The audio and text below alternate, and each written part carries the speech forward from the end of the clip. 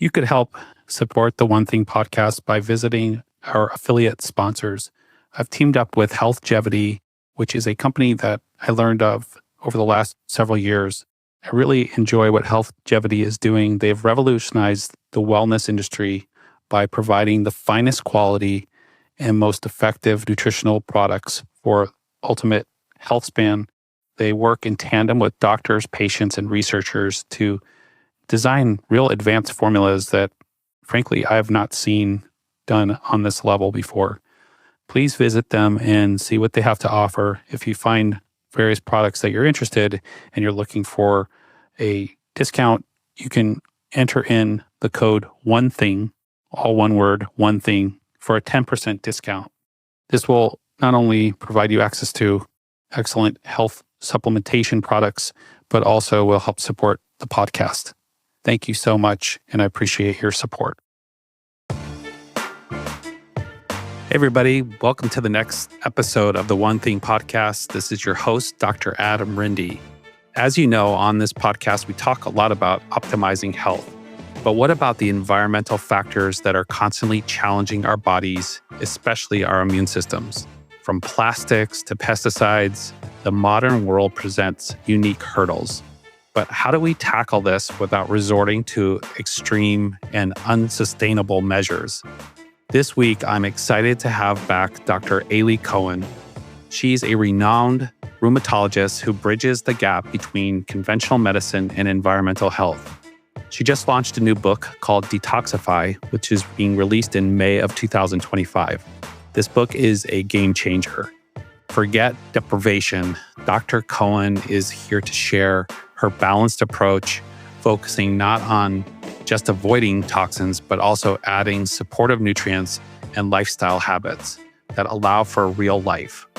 You'll learn simple, powerful ways to reduce your body's burden, protect your health, and gain peace of mind.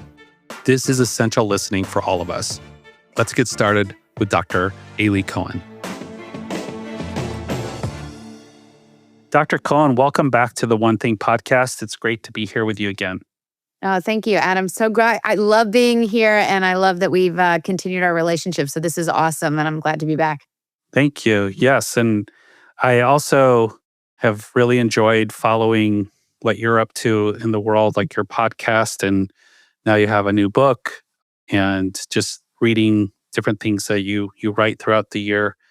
So I'd love to just kind of jump into a little bit about your new book. And, the last time you were on, it was really interesting how you sort of had a method of what you were trying to create with your writing and the tools you were trying to provide for people. So when Detoxify was announced that it's going to be launched, I was interested how the two books complement each other.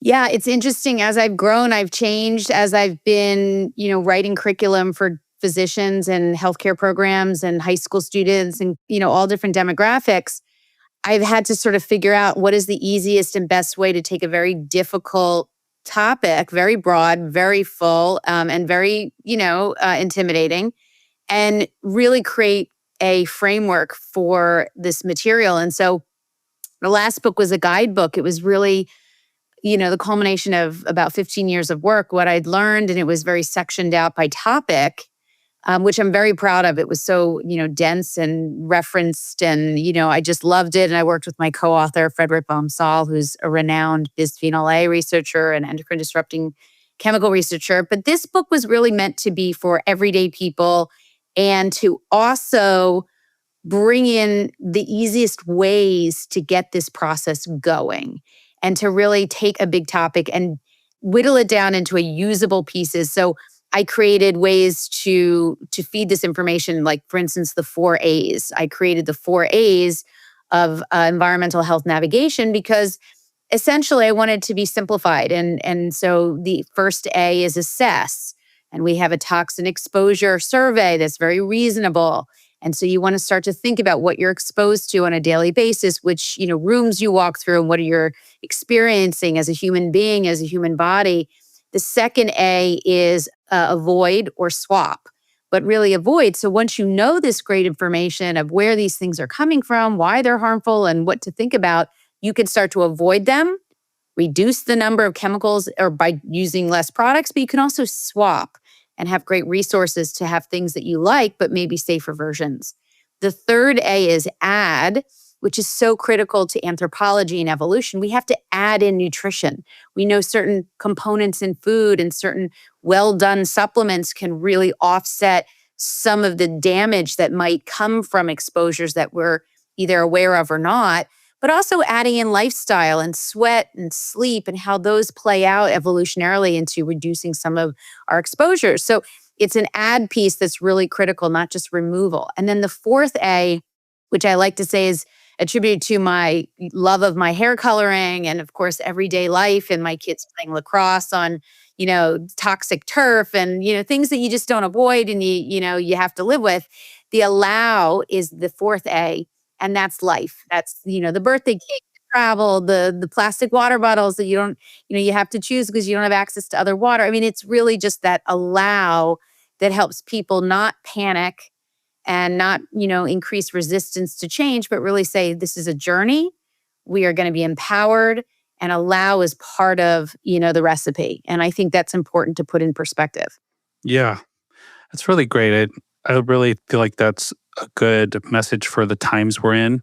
I think we've gone through this big phase in health of increased awareness and, the access to knowledge and getting on AI and just chatting away and going down that path can lead people to information overload. And it's nice to hear that you've packed in sort of more of a practical, real life aspect approach where, to allow and to add things in versus just take things out. So I think it's really healthy.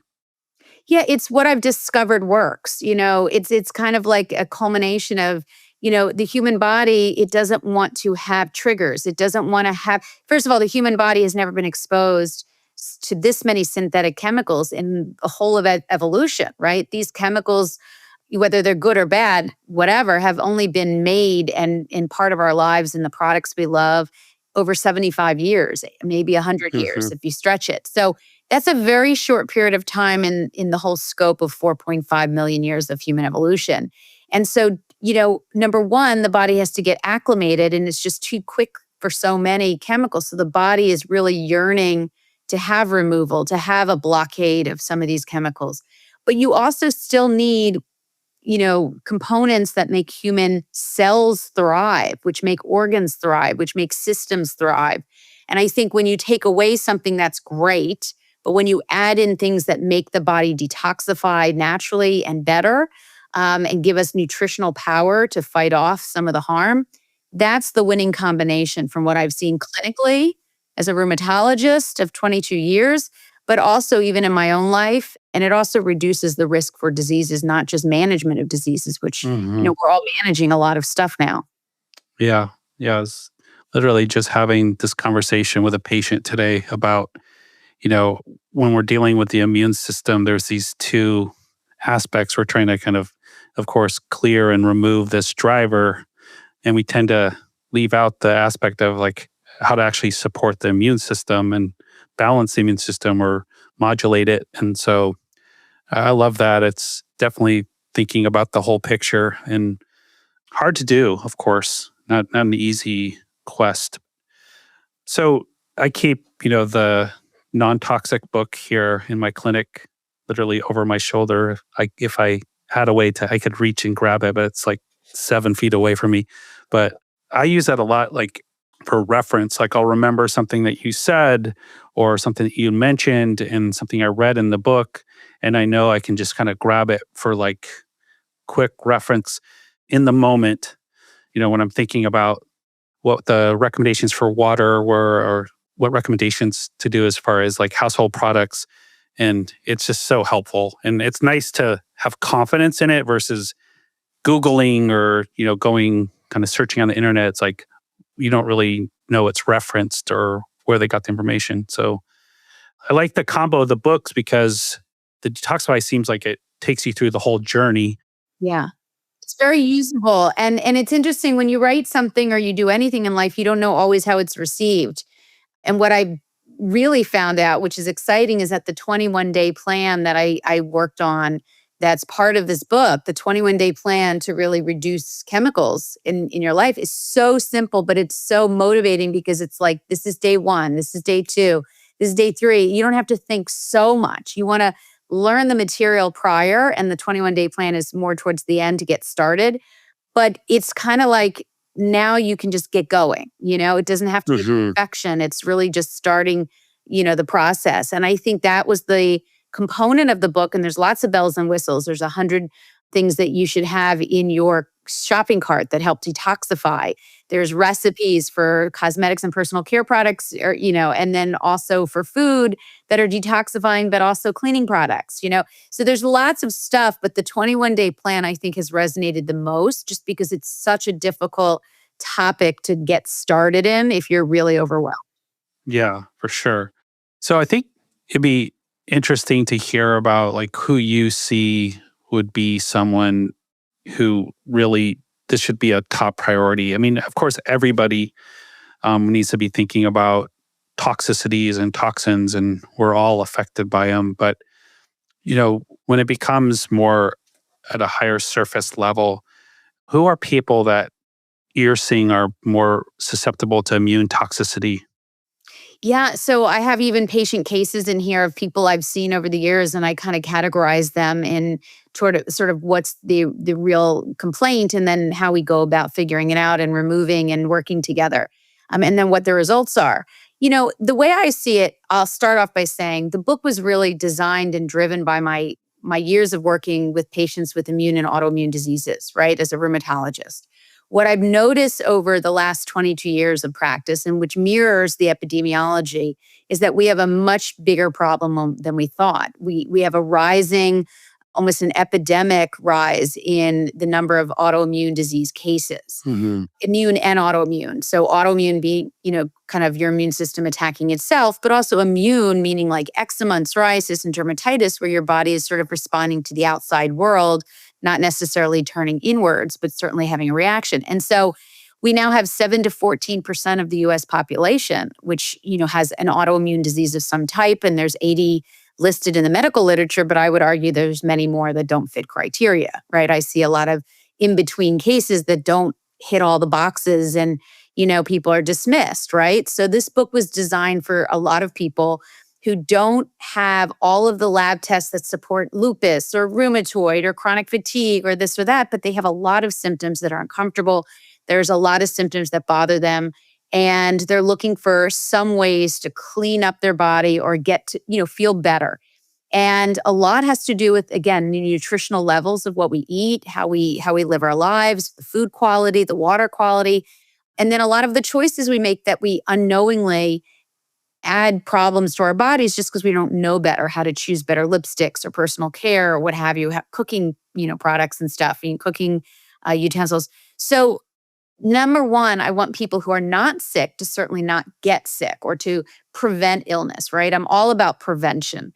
We certainly don't want to get sick if we don't have to. What I've seen is younger people getting sicker, with diseases you wouldn't expect, and also without any family history. So there's an environmental component that's really real that we're seeing across the globe. But I also want people, and I think they're forgotten often, is people that actually are living with chronic illness, lupus and rheumatoid and Crohn's disease and MS and any type of immune or immune disorder. And how do we quiet those symptoms down? They may not completely, remove the disease or illness, but we know that we can manage them because many of them are inflammatory. So we want to reduce inflammation. And I'm connecting the dots between how environment plays a real role in aggravating our immune systems, which therefore aggravate our symptoms of diseases that we may already have. So, it's for everybody. It's for the prevention and it's for the management. And I think everything in between, because no human being should really be living in this, ideally, with as many chemicals as we're walking around with. Yeah. So I think it'd be interesting to get your take on this. I had a dear friend, she's no longer with us, Dr. Seligman, who had a really severe case of Crohn's disease, well documented. I mean, she's published stories about it, and this is not private information, but she shared because she wanted people to learn from her situation. And I remember sitting down with her early in my career and just, she was a friend and I really wanted to help her. And I said, I really have some ideas to help boost your immune system. And she looked at me straight in the eyes and said, Adam, my immune system is supercharged. I don't need Right. help boosting my immune Right. system. And I was like, wait a second. And that was like a game changer for me to learn about autoimmunity. So I wonder if you could talk about that. And a lot of people don't really understand on a ground level what's happening in an autoimmune condition. Can you explain that to people? Sure. So, what we describe when we say autoimmune is auto meaning self, and immune meaning your immune system is directed towards self. And that could mean different things for different illnesses, categorized illnesses. Say, for instance, multiple sclerosis is your immune system kind of turning in at the brain and spinal cord, a neurologic condition. When you talk about rheumatoid arthritis, we generally think the joints, right? Your body is fighting the synovium in each of the joints of the body, but it also happens to be a systemic illness where your eyes can be affected as well. Your cardiac risk goes up, and bones can be a little bit more at risk for osteoporosis. But generally, it's joints we think of with rheumatoid. And then when we think of psoriatic arthritis, we think of the skin, we think of the joints as well. When we think of Crohn's and ulcerative colitis, those autoimmune diseases generally try to, kind of the body's turning, against the gut. So it can be, different organ systems, but generally the mechanism is the immune system is aggravated. It is turning on itself because it thinks that certain tissues within the body are enemies. And so it's revved up. And of course, you're not going to leave your body. So those tissues don't get quieted. That immune system towards those tissues doesn't quiet down as easily as we'd like. So then it requires either, lifestyle changes and trying to quiet down some of the background noise of inflammation from food, from stress, from water quality, but also medications. And I'm not against medications. I am against the reflexive use of medications if we don't think about other ideas too. But I think medications have really changed the face of immune system disorders. No doubt about it. I was around when there was no biologics. I was around, in training where we had chronic, dysfunction and joint changes from rheumatoid that we don't see now. But like I said, I think the focus of what I'm trying to do is saying, aside from medication, the environment we live in and how we change it and what choices we make can profoundly change the destiny of our health, if you think about it, because we are reducing not only the inflammation, but also the consequences of inflammation, which could be, joint changes and physical changes, as well as quality of life. So, we have very little in life that we can change, but we can do this. And studies show that we not only lower those numbers in our bodies, not urine and blood and breast milk and those kind of things, but also reduce inflammation and flares. And that's what I've seen clinically as well. Yeah. So if we were to zoom in on that scenario and we have a load of arsenic or mercury or some type of phthalate in the system that's become excessive or has aggravated the immune system, how would that look to someone who has an autoimmune disease or someone who doesn't have an autoimmune disease? Like, what is the mechanism of that toxin and how it's impacting the immune system? So different chemicals, and there are about 95,000, believe it or not. Mm-hmm. It's very overwhelming, but there are also classes of chemicals. So we have the bisphenols like BPA. We have the phthalates, which are a class of plasticizers that are in a lot of our plastic products and fragrance. We have the perfluoroalkyls that are the nonstick pans and some of the rainproof and stain-proof gear. So we have classes. And essentially, they have different effects in the scientific literature. Many of them have originally what was mostly studied was the hormone effects, the endocrine disruption effects. Mm. And what was discovered while studying the hormone effects, which by the way is not separate from the immune system, but more immune system effects were identified. And so that's really one of the focuses I like to show is that, our body is a network of communication between many systems. There's crosstalk between the hormones, the endocrine system of our body, and also the neuroendocrine system, and also the immune system. And so it's hard to pinpoint exactly at what moment which chemical you're exposed to is doing what. It's just too intricate of a system. But we know that by lowering the overall amount that's circulating in your body, that you're less likely to have an inflammatory response no matter what part of your body. So if we get into the mechanisms, that gets a little bit more scientific, but essentially, some of them have half-lives that are short, like bisphenol A, where if you stop eating canned foods, for example, and move towards fresh or frozen foods, you're going to lower your exposure to BPA, which is a plastic chemical that lines the interior of all cans, even if it's organic food or infant formula. But just by making that swap, in 6 to 8 hours is the half-life of BPA. And over the course of 2 weeks, you will wash that all out. There's great studies that I talk about in the book showing that behavior change, choice changes actually reduced actual levels in urine and blood where it's tested. So, there are real life consequences to making those changes in a positive way. And those things reduce the risk of having those inflammatory responses as well.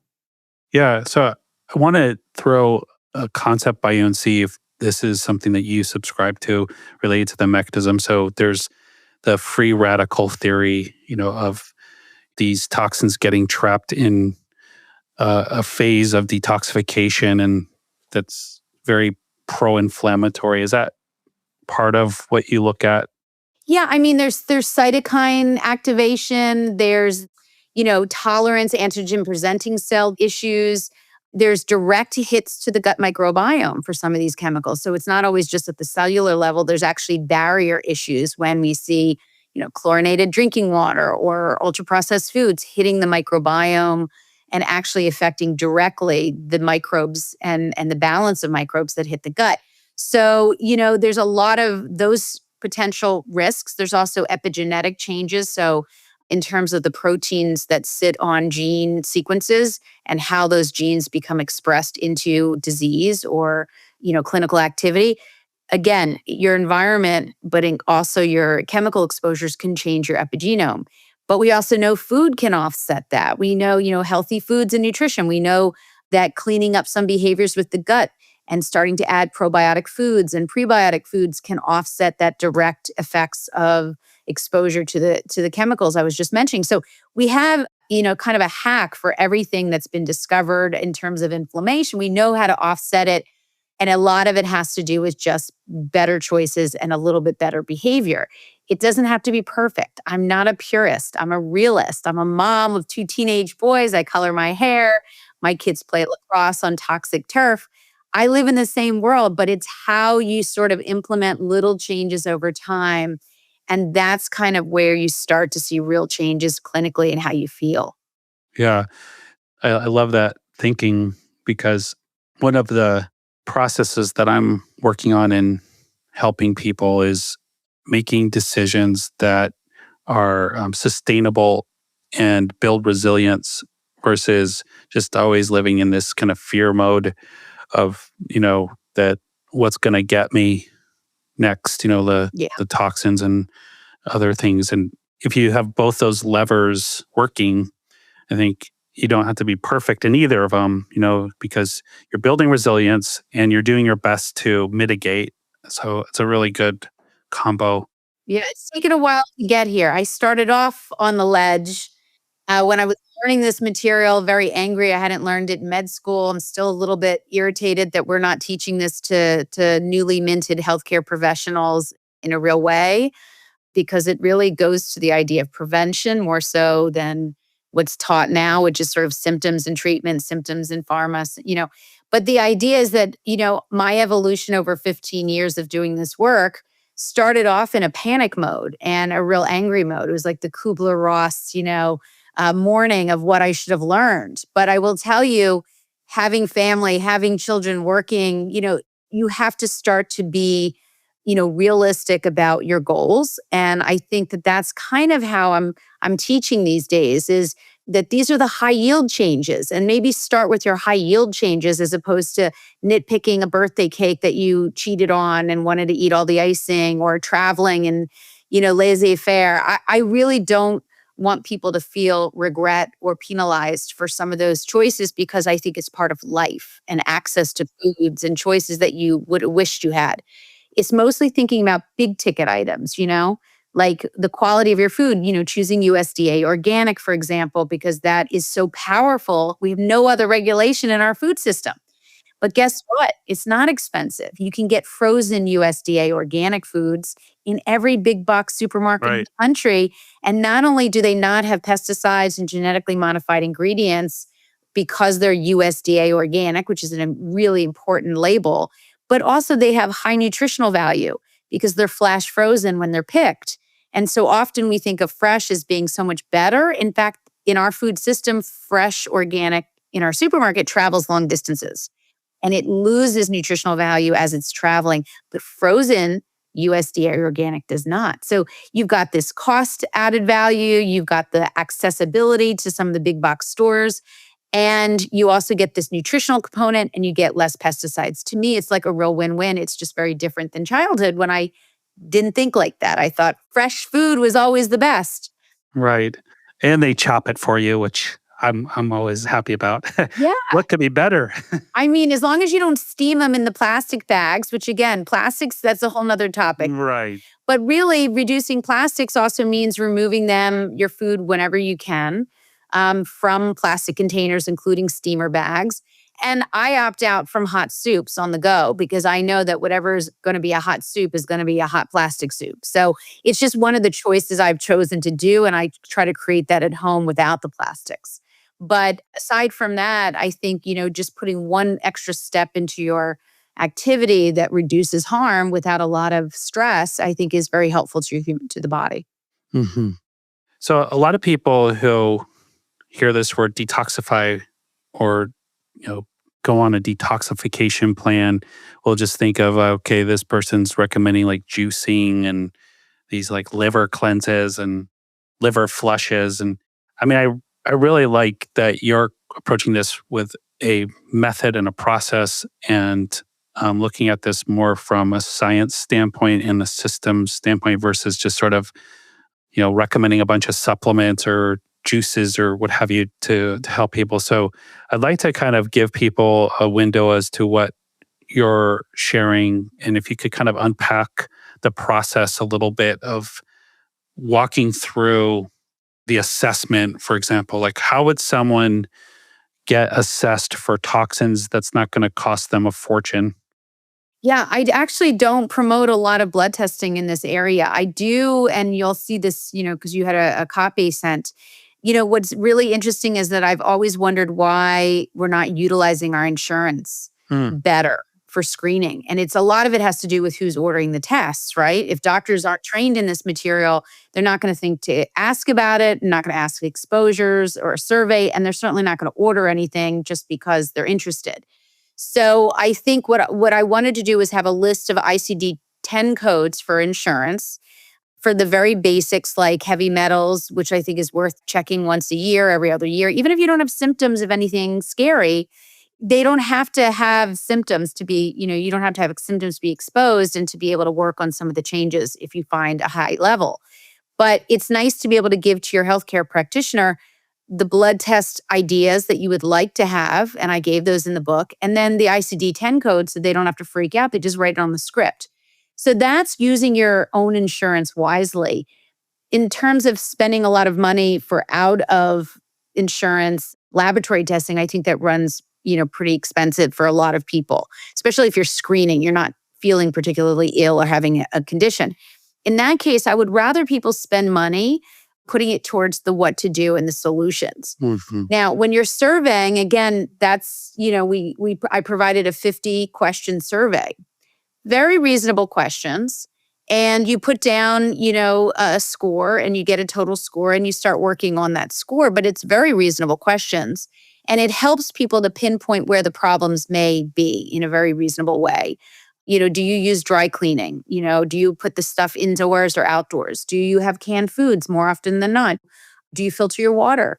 If you do, what kind? So it's really starting to pinpoint all this sort of in, on, and around exposures in a very, I think, honest way. And that's how you can start your assessing. So then you can start to work on how to avoid or swap from that assessment. Mhm, mhm. Yeah, so as we're talking, I'm drinking out of a compostable cup. So I'm hoping this is okay. But Well, it's lined with some amount of plastics, or else paper would shrivel up and be soggy. right, So, right, right. it's not to say you can never have paper goods. I mean, we all go out to dinners and picnics and birthday parties and holidays, and a lot of that is plastic coated materials. But it's not like you're going to bring your own plates necessarily and silverware. I think you might get shunned from your family. But I'll give you an example. In my car, which I spend a lot more time than I probably should, I have a little, stainless steel knife, fork, and spoon in a little, pouch next in my side door. And when I'm running around and I need some food, I just opt for those instead of using plastic utensils. I just happen to have them. And, I just think like having those a little bit of an extra piece of thought about it. I have my water bottles that are stainless steel and glass, Yeah. like 10 or 15 of them at home. They're constantly being used and recycled. It's just a matter of implementing little by little.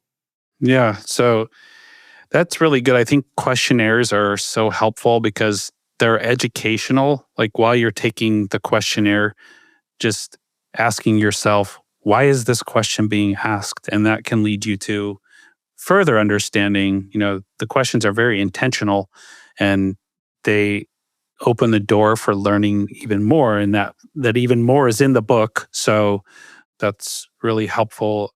I love when questionnaires are available because they start the process. And, if you get into a real complex situation, if someone's, say, in a battle with dementia or early Alzheimer's disease, or, maybe they're in an advanced condition with a chronic inflammatory disorder, they might want to do more advanced testing or find nuanced factors, invest.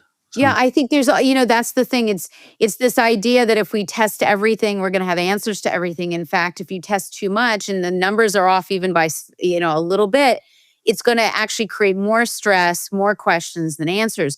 I think really pinpointing what your exposures may be, from occupational exposures to hobbies and habits. Are you gardening all the time? Maybe you're exposed to more, organophosphate, pesticides, or glyphosate than you were thinking about. Maybe you should be wearing gloves, and you can implement by putting in more protection measures. Maybe occupationally, you're coming home with more exposure and kind of, bringing it into the home than you might expect or want. So I think it's all about growing and making changes, not condemning, not regretting. I mean, people have cancers, people have, children with disabilities and learning issues. It's not to do any of that. That's not the point. The point is really, when we know better, we do better. And if I had changed a lot, as you'll read in the book, it's very self. mhm. But some of these out of pocket practitioners, and hopefully they're not overcharging too much, they allow for more time. And the time allows for more history, and the history tells it all to me. It tells me, where were you living for these years where you developed exposure, and, what was your drinking water like? And, when did the rash begin? And when did you change out your hair shampoo? Was it around the same time that they started having a rash? Maybe we should change out our shampoo and conditioner. And here's the app to look that up. And so I think you really want to, without scaring anyone, you really want to sort of put a timeline, especially with exposures. You can have latent problems with, health, obviously years, or even, we know 9/11, for instance, years, decades after exposure. So it's just a matter of getting a great history to start with, having the right questions, which I hope people will find very helpful with this book. And then I had patient cases that I think most people reading would identify with very, reasonably. I wanted to have those patients because they are my routine patients, the ones that come in for fatigue and they don't know why they're fatigued. And then you have to go through a reasonable set of questions. Are you having restless leg? Are you snoring? Or is it a vitamin deficiency? Or is it an exposure to chemicals? Because chemicals can affect your inflammation. So it's kind of like looking at this holistic picture and narrowing it down. And so hopefully those patient cases will resonate with readers, and then it will guide them, not only to ask questions maybe of their practitioners, but also how they should, change some of the components of their life in maybe a positive way. hmm So let's go into treatment approaches and strategies, just like from a high level. If you could share with us how you came up with the three S's and what they are. Yeah, you're making me forget what was in my book. So it's basically, I swear to God, it has been such a long day. Yes, the three S's. And I think that was sleep, stress, and what was sauna, sweating. Yeah. Yes. And it wasn't just sauna, it was exercise. I mean, this is literally my life. My head is spinning. Yeah, that's okay. So, forgive me for being human and maybe perimenopausal. But anyway, the idea is that, the S's, I try to make it simple with the S's. Clearly, it was not simple enough for my day to day. But, the idea is that we have all these great anthropologic, and, I always tie into anthropology. I trained in medical anthropology. I think we forget that we didn't just plop onto this planet with nice shoes and great cologne. Like, we've been here a long time. We've had really great use of organs for many, many millennia. And when we talk about detoxifying, again, it's not just removing products and removing things that piss off the immune system, but it's adding in things that have made our bodies thrive for centuries and millennia. So, things like managing stress. Stress was never supposed to be all day long, round the clock. It was meant to be when you went to the watering hole and you're drinking water and all of a sudden a buffalo came up next to you. That's a good time to stress, right? But it wasn't meant to be all the time. And that's what, so it conserves the energy of our immune system, for instance, right? We want to keep it quiet so that when we really need our immune system to work properly and act, we got it, it's ready. So managing stress is a really important part of, in terms of detoxifying is another environmental exposure that we don't think about. And so reducing that stress also reduces our revved up immune system. Sleep is really important. I get into that because we take advantage of the fact that sleep doesn't always sort of like speak to us, but we take advantage of it, right? We're always like not sleeping and we blow off this and that. We use technology, we're on our phones. And the thing about sleep is that sleep was designed, and we've now figured this out, in recent years, that our bodies clear chemicals while we sleep. It's fascinating. So even when you don't get it right and we're exposed to air quality that we had to drive through and things we can't control, our bodies, when we sleep, have this glymphatic system, which is really clearance of chemicals around the spinal cord and brain fluid while we sleep. So it's not just about quantity of sleep, feeling rested and cognition is improved, but we want to actually clear house while we sleep. It's like a washing machine. And then the third S is really sweat. Utilizing our ability to sweat has been part of human existence. And it's a remarkable way to not only feel good, but you're clearing out some very important chemicals that we know can clear through the skin and the sweat through the skin. So that's exercise. That's natural. It's mobility. It's movement. I wear extra layers when I go jogging. I look crazy when I'm wearing layers and a hat in the middle of 75-degree weather, but I'm well hydrated and I'm doing that because I want to utilize that moment. There's also sauna, there's chair exercises. There's lots of different ways, even with arthritis, that you can get a good sweat in. And again, it's utilizing what our bodies have to benefit our health. Yeah. I would say, like, if you're someone who likes to stress, like really likes it, you also should really like to laugh because it is definitely a good balancer. Because I mean, stress, I've had so many patients over the years look at me and say, "You want me to stop stressing?" How is that even possible? Right. And listen, I get it. I'm stressed a lot. But I also, a couple hours ago, I sat in my car in this beautiful spring weather, which we have not seen a lot of. And I just played really great 70s music, laid in my car under a tree, and just felt a breeze across the car window. Nice. It didn't take long, but it was like a moment where I could take a breath and no one was trying to reach me. Kids weren't trying to reach me. Patients weren't trying to reach me. No one was bothering me, and I could just take deep breaths. That's like medicine. Yeah. That's really medicine to a human being and in our physiology. And I think you have to fight for it. You have to fight for it and say you're worth it. And you have to say that this is good for me. I think it's really a part of taking good care of yourself. That's really great advice. Thank you.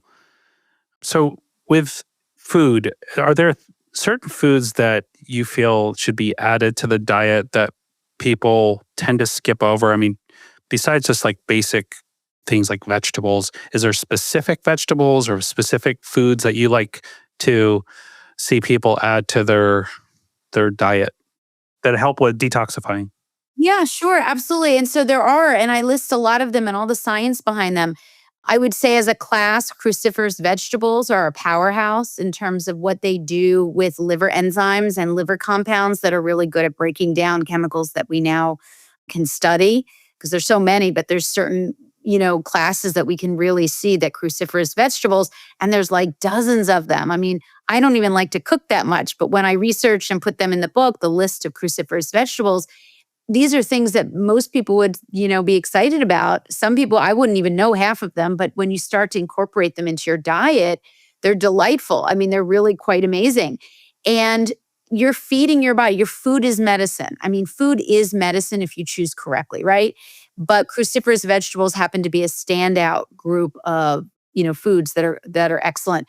Probiotic foods that enrich the gut and not make the gut healthier. The gut is the largest immune system in the body. It's 24 to 26 feet of bowel. And the microbiome, which is on the interior portion of that tube, so to speak, is one of the most important findings, I think, in the last three decades in terms of what we now know we can help control for human health. Feeding our microbiome is eating healthy foods, but also removing some of the chemicals in processed and ultra-processed foods, chlorinated drinking water, if you can filter it, and then adding in rich foods that feed these microbes, like an ecosystem. So it's those kind of things. Then there's also things that offset genetic changes like B9, vitamin B9 and folic acid, omega-3 fatty acids. We know quercetin and antioxidants like vitamin C are very good at what you said earlier is ROS and reactive oxygenated species, so some of the inflammatory components. So food is medicine, and our bodies respond to it nicely in a detoxifying way. So, and I give lots of lists so people can really see that. I will argue that USDA organic versions are always better when you can find them. It's not always perfect system where you can find them. But, it seems almost a little ironic or oxymoronic. I'm not even sure what word I would say, that if you're going to have a kale salad or a big bowl of broccoli, that you would, to help detoxify, that you might want to keep that, wash those off with, baking soda or white vinegar. And I give recipes for that if it's not organic, or just, looking for USDA organic, because you don't want to bring in those chemicals while you're trying to make an effort to do well. What do you think about gardening your own veggies? I think it's fantastic as long as you know that the soil is in good shape. Soil itself is basically key to the nutrition of that plant. So if the soil is in good shape, and you can use organic soil, use beds that you can, raised beds are great, and try to watch for the wood that's not treated with any type of arsenic or types of wood sealants. I mean, that sort of gets leached into the soil. But lots of people are making really great vegetable beds. Yeah. And growing your own food is remarkably, awesome. I'm so busy that I can't even keep my houseplants alive, let alone my kids. Right. I think you just have to be kind to yourself and just know who you are. Yeah. So on that note, you're a doctor, an author, you have a podcast, you're probably involved with your community, you're raising children, you have a family, you're seeing what's going on in the world with all the things people are faced with these days. How do you feel hopeful for your children and their future? Like, how do you hold on to that with when it's regarding the environment and the chemicals that are being introduced to the world? How are you holding on to that? I even have some immediate family that's young and sick right now. And, it's exactly what I'm talking about that I see in patients. But when it hits home and it's family, it's certainly, like my dog getting sick. It affects you in a way that's very different than when it's someone else or a patient or what have you, to some degree. Look, I think life is about taking on what comes at you. I think you do the best you can. You have to have a healthy perspective that there's no perfection in anything, that going for perfection only leads to disappointment. And in fact, probably hinders people from making better choices along the way. So what I like to do with my kids is set an example. Do they listen to me? Of course not all the time. I mean, the amount of cologne that gets snuck into our house, believe it or not, it's not crack, which is great. But I mean, it's the amount of cologne that teenage boys are using and swapping and checking out and wafts through my kitchen. It's like insane. And they're starting to change because we sat down and we picked cool, safe colognes. I bought a sample pack and so we did it together. And actually, we found colognes for my son that he liked and I liked, and now we're getting safer versions. So I think there's a hack for every behavior. My kids have a mind of their own, as they should. But when I lead by example a little bit and they get sort of this stuff by osmosis, just by being around us and watching our habits, the culture changes for them too. So I'm pretty hopeful. I think kids in my work with high school students right now and into the future, I feel like kids and this generation, they get it. They don't want dirty stuff in their bodies. They do want to look up products. They are the ones that are most affected by immune disrupting chemicals, as I call them, not just endocrine disrupting chemicals, IDCs, but they're very attuned to looking up and protecting their bodies from what they see as a problem that maybe we didn't see. And we grew up on this stuff. So I think it's a lot easier for them. And I think I'm hopeful for their future that they'll get it right, actually. Yeah, that's great. Yeah. And I think one of the things I've been along those lines as a parent have been doing because, it's like I have, like you have all this information and I'm watching and wanting to comment and wanting to control the situation. But I think a lot about what my people that I really respected that came before me and what they were doing at my age. Mhm. I think about like, oh, what were they doing? And I use that as information to make my own health choices. So I think we're setting them up for their future choices more than, maybe in real time.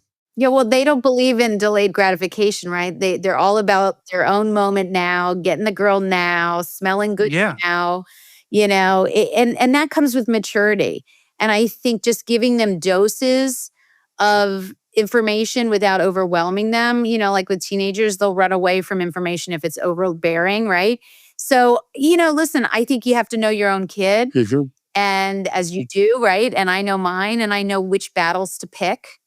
And I think that plays into whether or not they're listening, because they're not, kind of shutting me down from so much, nagging. Sure. So you pick your battles, and whoever does shopping really has control, right? I mean, whoever does the water filtering, food shopping, whoever's got the money. I mean, my kids don't work right now. So, I say if you want to work and buy your own junk food, go for it. And what do you know? They start eating clean food. So, Yeah. I have to hold that over them too.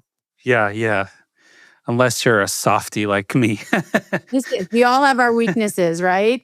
Yeah. It's always good to have someone who holds the line. And then there's like, one of us that bends a little bit. But I think the important thing that, I'm hearing is you're an example.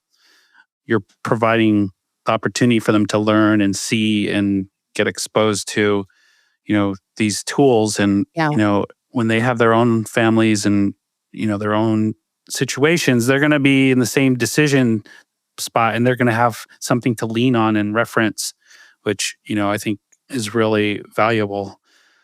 Well, I really appreciate you being here once again. I'm excited to, see the response to the book and how everybody's going to be, hold it up there. I'll hold it up. This is the galley copy, but yeah, I'm excited about it. It's been a 4-year, challenge, and I'm glad you got a copy and that, you had a chance to read it. But yeah, I'm hoping people will really embrace it. Yeah, I really encourage people to buy the two together if they can. I think that's just like a really awesome combo. A lot of times, like you can do that on Amazon. They'll sell them together and package it. So I think that'll be like a really good volume set for the home and for the office, for the clinic. So I look forward to keeping in touch as we do from time to time, and wish you the best and success with all this. And Thank you. And I have more, resources for your audience. I do post, routinely on The Smart Human on Instagram, yeah, TikTok, on Twitter. I have the Smart Human podcast. So I am sharing a lot of this stuff whenever people are interested to just jump on and follow. And then also I'm doing courses. So the smarthuman.com, I'm now filling with small mini courses for things that people want to dive into deeper. Heavy metals, pesticides, rheumatology and integrative medicine type of conversation. So I think it's a lot for people. It's going to build over time, but the smarthuman.com is my flagship.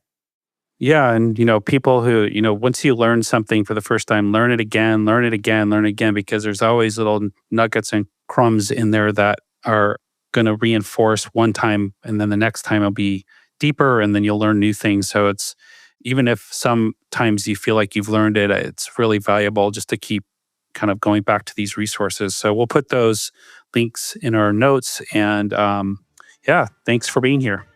My pleasure. Thank you so much for having me and for, bringing me to your audience and everyone listening. So thank you. You're welcome.